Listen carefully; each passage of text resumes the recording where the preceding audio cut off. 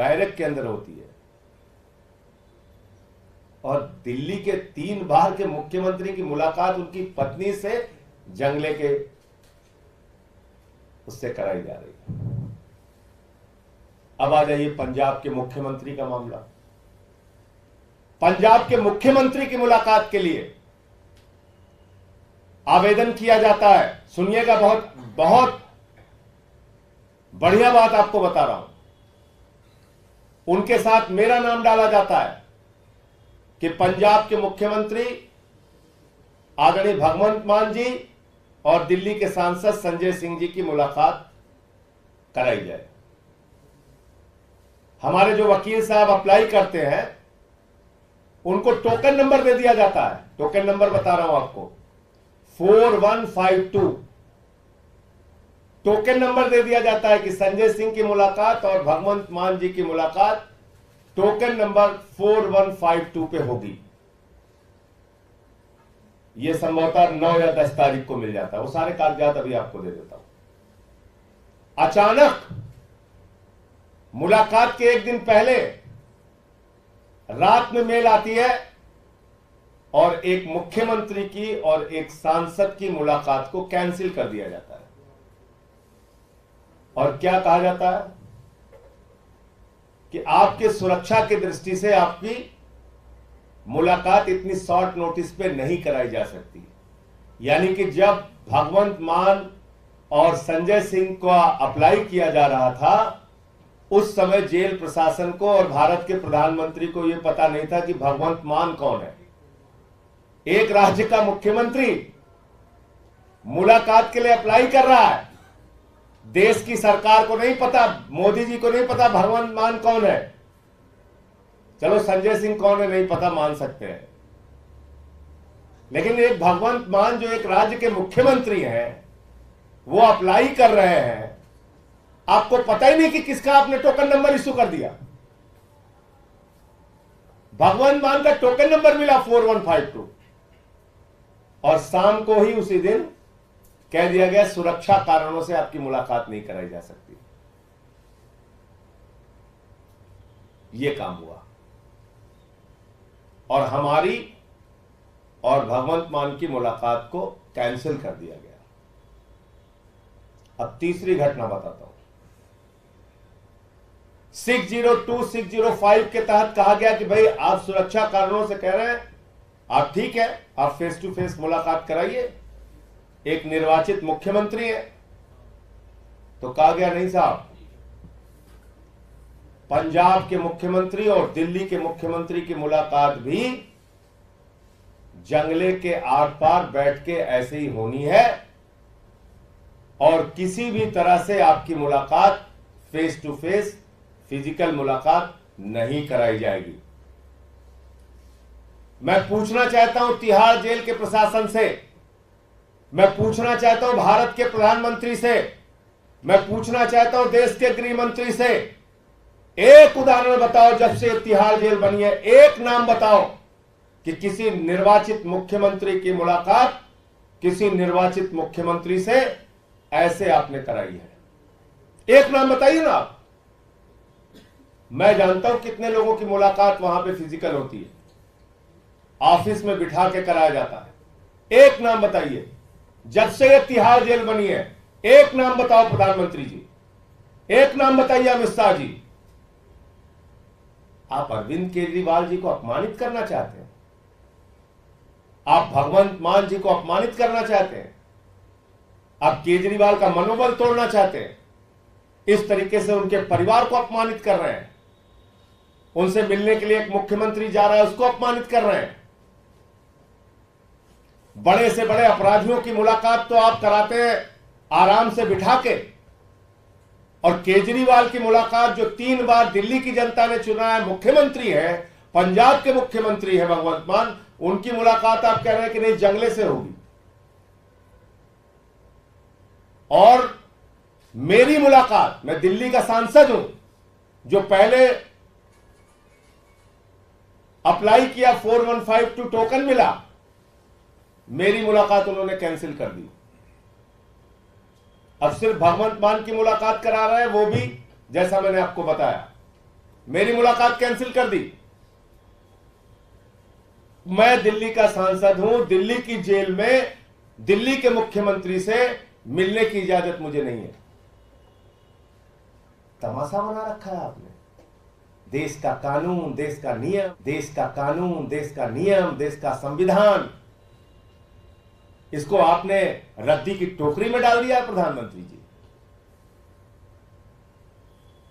इतना अत्याचार, इतनी तानाशाही, इतना जुर्म, इतना अहंकार। याद रखिएगा, यही जनता जवाब देगी आपको। इतना जुर्म मत करो, यह अच्छी बात नहीं है। पूरे देश ने देखा है, यहां के पत्रकार जानते हैं, इसी जेल के अंदर सुब्रतो राय सहारा जी जब थे तो उनकी मुलाकात इंटरनेट, फोन, ऑफिस की सुविधाओं के साथ, पता नहीं कितनी मुलाकात, बैठ के मीटिंग होती थी, आमने सामने मीटिंग होती थी। चंद्रा ब्रदर्स इसी तिहाड़ जेल के अंदर बाकायदा उनकी मीटिंग होती थी। जिससे मिलना चाहते थे मिल सकते थे, वहां पे अपने कागजात साइन कर सकते थे। आप मुझे बताइए, अरविंद केजरीवाल से इतना डर लगता है आपको? उनके मनोबल को तोड़ने के लिए इतने तरीके प्रताड़ना आप दे रहे हैं, छड़ छड़ अपमानित कर रहे हैं। प्रधानमंत्री जी, अच्छे काम नहीं कर रहे हैं आप। आपका ये जुल्म, आपकी ये तानाशाही, आपका ये अत्याचार दिल्ली की 2 करोड़ जनता और देश की जनता देगी। इसीलिए हम कह रहे हैं जेल का जवाब वोट से। और पूरे देश में जो लोग भी सुन रहे होंगे आज, उनको ये तो जरूर याद होगा कि सुब्रतो राय सहारा, उसको फोन, इंटरनेट की सुविधाओं के साथ इसी जेल में तमाम मीटिंगें करने की, आमने सामने बैठ के मीटिंगें करने की, ऑफिस में मीटिंगें करने की इजाजत थी। लेकिन केजरीवाल को, चंद्रा ब्रदर्स को इजाजत थी, लेकिन केजरीवाल को वो इजाजत नहीं है। क्यों नहीं है? क्योंकि आप सोचते हो कि केजरीवाल का मनोबल तोड़ा जाए। लेकिन केजरीवाल, अरविंद केजरीवाल उस शख्स का नाम है जिसने IRS की नौकरी को लात मारकर देश सेवा का संकल्प लिया, जिसने सिद्धांतों की बात आई तो 49 दिन की सरकार से मुख्यमंत्री पद से इस्तीफा देने का काम किया। लेकिन आज लड़ाई लोकतंत्र को बचाने की है, संविधान को बचाने की है। और इसलिए मैं कहना चाहता हूं प्रधानमंत्री जी और अमित शाह जी, आप दोनों से यह कहना चाहता हूं, जो एक संवैधानिक अधिकार है, लोकतांत्रिक अधिकार है, कानूनी अधिकार है, जेल के नियमों के तहत अधिकार है, उन अधिकारों को छीनने का काम मत कीजिए और अपना नाम हिटलर शाही के रूप में दर्ज कराने की कोशिश मत कीजिए। क्योंकि दुनिया में जितने हिटलर हुए उनका अंत किस रूप में हुआ, ये पूरी दुनिया के सामने है। मुझे इतनी बात कहनी थी। आपका कोई प्रश्न हो तो आप पूछ सकते हैं। कौन से जेल मैनुअल रूल की आप बात कर रहे हैं जिसके तहत फेस टू फेस? 602, 605। आपको क्या कारण बताएगा कि इस आधार पे आपको अनुमति नहीं मिली की? क्योंकि दोनों का नाम तो एक ही साथ याद है, एक ही साथ अनुमति मांगी गई। 4152 टोकन नंबर भी मिला था, फिर कैंसिल कर दिया। कैंसिल करने का कोई कारण नहीं बताया गया। कैंसिल करने का कोई कारण नहीं बताया गया। कैंसिल करने का कोई कारण नहीं बताया गया। सर, इसके अलावा लगातार, और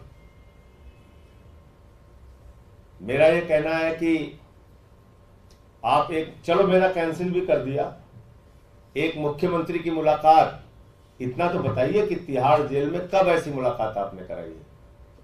एक उदाहरण दीजिए कि हां, सन इतने में एक मुख्यमंत्री आया था जिसकी मुलाकात हमने ऐसे जंगले में कराई थी। ये तो बताना चाहिए ना प्रधानमंत्री जी और गृह मंत्री को, ये तो बताना चाहिए। जिस आदमी को जेड प्लस की सिक्योरिटी का मिली हुई है, पंजाब जैसे राज्य का मुख्यमंत्री है, ऐसे व्यक्ति की मुलाकात आप कब, क्यों, किस वजह से इस तरह से आपने मुख्यमंत्री की मुलाकात कराई?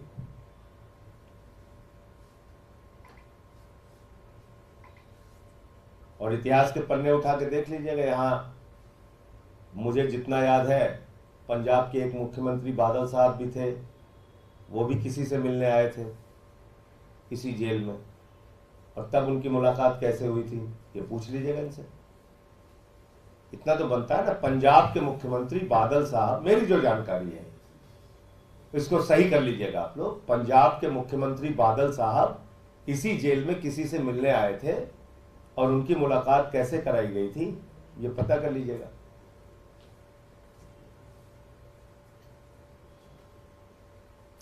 और आपका कोई प्रश्न हो? जी, इसके साथ ये भी सवाल उठ रहा है क्योंकि लगातार कल भी आप लोगों ने दावा किया प्रेसिडेंट रूल लगाने की तैयारी चल रही है, तो क्या आप लोग तिहाड़ को टेम्पररी जेल बनाने की प्ली लेके दिल्ली हाईकोर्ट जाने वाले हैं? क्योंकि अगर ऐसा नहीं होता तो कामकाज तो रुकता रहेगा।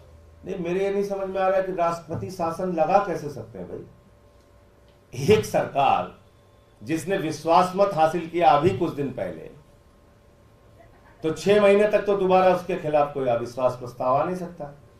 एक सरकार जिसके खिलाफ भाजपाई 3 बार हाईकोर्ट में गए और तीनों बार उनकी याचिका खारिज हुई, और एक याचिका पे तो कॉस्ट लग गई, जुर्माना लग गया उनके ऊपर, तो उस सरकार को मतलब इनकी मर्जी है, कुछ भी करेंगे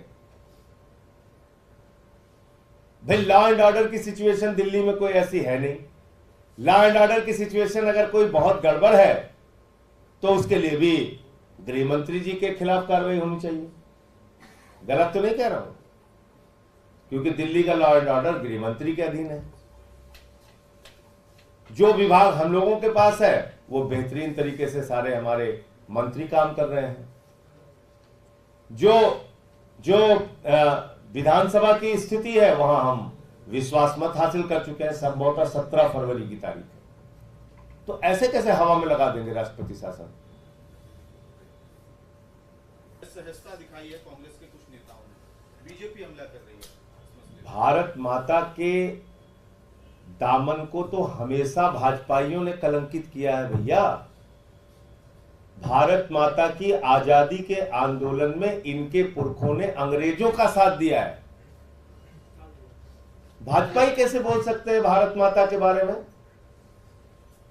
भारत माता की आजादी के आंदोलन में भाजपाइयों के पुरखे जो थे वो अंग्रेजों के साथ खड़े थे। ये मैं आधिकारिक रूप से बोल रहा हूं और इसके 1000 उदाहरण दे सकता हूं आपको।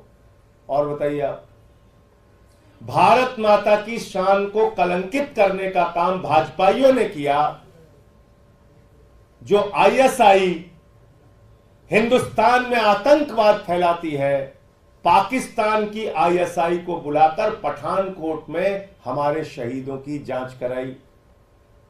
भारत माता की शान को कलंकित करने का काम भारत के प्रधानमंत्री ने उस वक्त किया कि आजादी के बाद किसी भी प्रधानमंत्री ने अपने शपथ ग्रहण समारोह में पाकिस्तान के प्रधानमंत्री को नहीं बुलाया। पहले प्रधानमंत्री हैं नरेंद्र मोदी जी, जिन्होंने नवाज शरीफ को अपने शपथ ग्रहण समारोह में बुलाया। भारत माता की शान को कलंकित करने का काम तो भाजपाइयों ने तब किया जब ये शहीदों के ताबूत में घोटाला कर चुके थे। इन्होंने तो शहीदों के ताबूत में घोटाला किया है। भारत माता की शान को हमेशा भाजपाइयों ने कम करने का और कलंकित करने का काम किया है। भारत माता के गौरव को, भारत माता के सम्मान को बचाने के लिए इस देश का एक एक नागरिक तैयार है, लेकिन भाजपाइयों से उसके लिए कोई प्रमाण पत्र नहीं चाहिए। मैंने कई उदाहरण दे दिए आपको। इन लोगों ने तो मुस्लिम लीग के साथ मिलकर सरकार बनाई, इनके पुरखों ने बनाई नहीं बनाई बताइए? मुस्लिम लीग के साथ, जिन्ना की पार्टी के साथ मिलकर भाजपाइयों के पुरखे जो थे उन्होंने सरकार बनाई है 3 राज्यों में, नॉर्थ वेस्ट फ्रंटियर, सिंध प्रांत और वेस्ट तब का बंगाल जो है। और श्यामा प्रसाद मुखर्जी, फजलुल हक जो बाद में पाकिस्तान के गृह मंत्री बने, उनकी गवर्नमेंट में वित्त मंत्री थे श्यामा प्रसाद मुखर्जी। उन्होंने अंग्रेज गवर्नर को चिट्ठी लिखी थी कि 42 के आंदोलन को खत्म कर देना चाहिए। ये इतिहास है वाजपेयियों का, इनके पुरखों का। तो इनसे कौन सा प्रमाण पत्र लेना है? धन्यवाद। इसीलिए मैं तो खुद ही पूछ रहा हूं, सवाल पूछिए आप लोग।